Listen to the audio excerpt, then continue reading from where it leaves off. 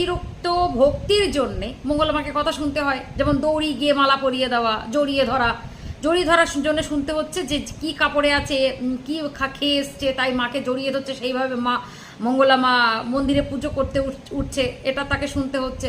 জড়িয়ে ধরে গলায় মানে মালা দিচ্ছে, কেন আগে কৃষ্ণকালী মাকে না পরিয়ে মঙ্গলা মাকে পরাচ্ছে।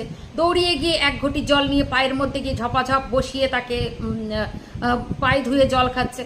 তো এগুলো গড গিফটেড। অ্যাকচুয়ালি ওনাকে সবাই ভালোবাসে, ভক্তি করে, তাদের বিশ্বাস বা ভক্তি দিয়ে তারা সেটা করে, এবং দোষ হয় সেটা সম্পূর্ণ তার। তো কেউ যদি আমাকে ভালোবাসে তাকে আমি আঘাত করব কি করে তাকে ধাক্কা দিয়ে ফেলে দেবো, এটাও কেউ বোঝে না। যে এখন আমি যদি রাস্তা দিয়ে যাই, যদি আমাকে সবাই এখন কেউ বলে যে দিদি তোমাকে তো আমি চ্যানেলে দেখেছি, তুমি খুব ভালো কাজ করো, আমাকে এটা বলে, সেটাই বললাম আর কি।